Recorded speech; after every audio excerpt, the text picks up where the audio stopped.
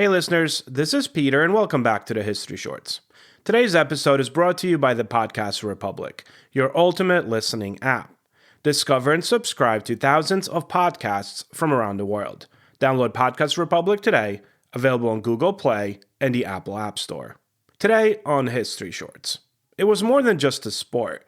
It was a ritual, a clash of skill, faith, and fate played out beneath the eyes of the gods. In the grand courts of the Aztec Empire, where rubber balls echoed off stone walls and blood was offered to the sun, a game was played that was said to decide the balance between life and death itself. This was called the Ullamaliztli, the ancient Mesoamerican ball game. We will finish with the history brief and a return to the conversation series vault and a conversation with Claire Molly.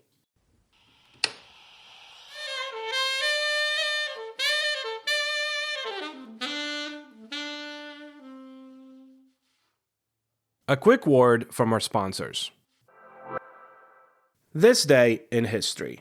On January 28, 1915, the U.S. Coast Guard was officially created through the merger of the Revenue Cutter Service and the Life Saving Service. The new organization became responsible for maritime safety, law enforcement, and national security. On January 28, 1986, the Space Shuttle Challenger broke apart shortly after launch, killing all 7 astronauts aboard. The disaster shocked the nation and exposed deep flaws in decision-making at NASA. Story of the day. Centuries before the rise of the Aztecs, even before the mighty Maya or Olmec, people across Mesoamerica were playing versions of this sacred ball game. Archaeologists have uncovered courts dating back to over 3,500 years, making it one of the oldest organized sports in human history. To the ancient peoples of Central America, Ullamaliztli was not mere recreation. It was cosmic theater, a symbolic reenactment of the eternal struggle between the forces of life and death, light and darkness, and sun and the underworld. By the time of the Aztec Empire in the 15th century, the game had evolved into a ritual spectacle of extraordinary scale. Part athletic contest, part religious ceremony, and at times, a deadly offering to the gods. The Aztec ball court was no simple playing field. It was a massive L-shaped structure carved from stone, often built with temple complexes or sacred precincts. The walls sloped inward, with stone rings or markers high above the playing surface. At Tenochtitlan, the Aztec capital, the main court stood near the Great Temple, the symbolic heart of the empire, so that the sound of the ball striking stone echoed alongside the chants of priests and the beating of ritual drums. To the Aztecs, the court represented the cosmos itself, the narrow strip of existence between the heavens and the underworld. The players, therefore, were not merely athletes. They were participants in a divine drama, you might say, standing between gods who demanded the renewal of the world through motion, struggle, and blood.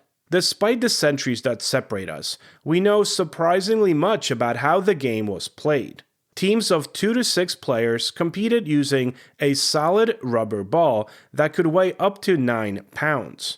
The ball symbolized the sun, moving through the heavens and the underworld. Players were not allowed to use their hands or feet. Instead, they struck the ball with their hips, elbows, or knees, propelling it across the court or attempting to pass it through the stone ring mounted high on the wall. To score was nearly impossible. The ring's opening was barely larger than the ball itself, and it hung several meters above the ground. But when the players succeeded, the crowd would erupt in awe, for it was said to represent victory of the sun over darkness. The physicality of the sport was intense. The ball, made of dense vulcanized rubber, could bruise or even break bones. Players wore heavy padded belts and leather guards, but the game demanded incredible agility, strength, and endurance. In many ways, the Ullamaliztli was the forerunner to both basketball and soccer, though its stakes were far higher than trophies or fame. To the Aztecs, Ullamaliztli was not about winning, it was about maintaining this cosmic balance I mentioned before. They believed that the gods had sacrificed themselves to create the world, and that humanity in turn owed the gods payment through ritual, blood, and devotion. And so the game became a form of living sacrifice, a way to replay the divine struggle that sustained the universe. In some matches, particularly those held during major religious festivals, the outcome could mean life or death. Captives of war were sometimes forced to play, representing the dark forces of chaos. The victors symbolized the gods of light, and when the match was done, the defeated might be sacrificed to the gods, which often happened. Their blood spilled to renew the world. But in other versions, the honor was reversed. The winning team or its captain might be chosen for sacrifice instead, considered worthy of joining the gods in the afterlife. I guess it was a win-win or win-lose or lose-lose situation? Anyway, whether the victim was victor or the vanquished, one thing was certain. The game was sacred, and death upon the court was divine. Eyewitnesses to the game, including early Spanish chroniclers, described it as a spectacle unlike any other. At sunrise, priests would anoint the players with incense and paint them with sacred colors: red for life, black for the underworld, blue for the heavens. As the match began, drums and conch shells echoed across the city. The rubber ball thudded rhythmically, a sound said to imitate the heartbeat of the universe. Crowds filled the stands, nobles, merchants, warriors, and commoners, all watching with reverence. Bets were placed on outcomes: gold, cacao, even slaves. But beneath the gambling and cheers lay an undercurrent of awe and fear. For everyone knew that this was no ordinary sport. It was a dialogue with the gods. When the final blow was struck and the outcome decided, the players and spectators looked skyward, for the sun itself was said to watch the game. The roots of Ullamaliztli go deep into Mesoamerican mythology, particularly the Aztec and Mayan story of the hero twins. In that myth, the twins descend into the underworld to play a ball game against the gods of death. They are tested, deceived, and killed, but ultimately resurrected, ascending as the sun and the moon. To the Aztecs, every match of Ullamaliztli was a recreation of this very cosmic battle, the eternal cycle of death and rebirth, night and day, the sun's descent into darkness, and its triumphant return each dawn. When the players struck that rubber ball with their hips, they weren't merely scoring points, they were keeping the universe in motion. When the Spanish conquistadors arrived in the early 1500s, they were both fascinated and horrified by the game. To European eyes, Ullamaliztli was a contradiction, a breathtaking athletic display that was entwined with pagan ritual and human sacrifice. The Spanish clergy saw it as evidence of heathen barbarity. The colonial authorities banned the game quickly, destroyed courts, and outlawed rubber ball production in many regions. But Ullamaliztli did not die easily. Among indigenous communities, the game persisted in secret, stripped of its ritual bloodshed, obviously, but retaining its cultural significance. By the 1600s, versions of the ball game were still being played in remote villages across Mexico and Central America, and in some places in South America, it never disappeared at all. Today, descendants of those ancient players still take to the court, reviving the sport as both cultural tradition and living heritage. Modern games of Ullama, the surviving form of the Ullamaliztli, are still played in western Mexico. The rules have changed, but the spirit, the fusion of athleticism, pride, and reverence remains. I'll finish with this fun fact. Archaeologists have found more than 1,500 ball courts across Mesoamerica, from the jungles of Guatemala to the deserts of northern Mexico. The History Brief.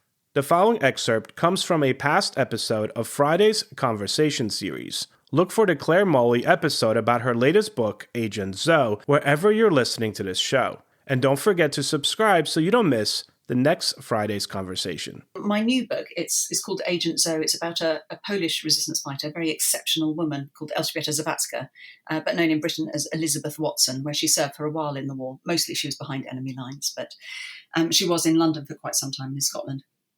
Anyhow, I had never heard of her, but an earlier book is called The Spy Who Loved, about the first woman to serve Britain as a special agent in the war for the SOE. And she was actually Polish born.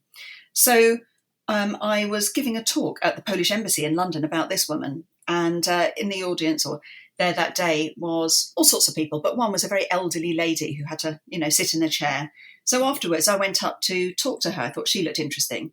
And she said, it's very interesting hearing about Christina Skarbek. I'm Polish and I had heard her name before. And so we talked a bit. And it turned out she was a veteran in the war herself. And she had, in the Warsaw Uprising, she had been sent out to try and find medicine from across the ruined city and to come back with it. And she'd managed to find 10 glass bottles full of methylated spirits. And she put them, she told me, in a little rucksack, homemade rucksack on her back and tried to come back to her base. But she was caught in a bombing raid. And this time, the Luftwaffe were dropping incendiaries, so fire bombs, essentially. And as she ran, she felt a sliver of shrapnel smash into her back.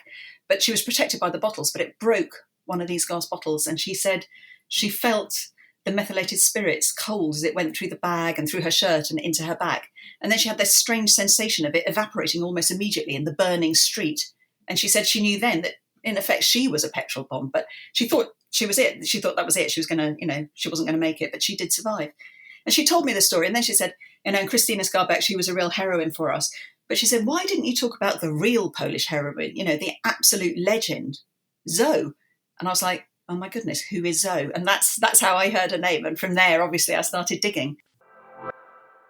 Thank you again for tuning in and helping make this little show such a mighty success. If you are enjoying this show and would like to help me out with its production, you can always donate a few dollars at buymeacoffee.com or become a Patreon member to enjoy these episodes ad-free. Both links can be found on my website at www.historyshortspodcast.com. Have a great rest of your day, and I will talk to you all again tomorrow.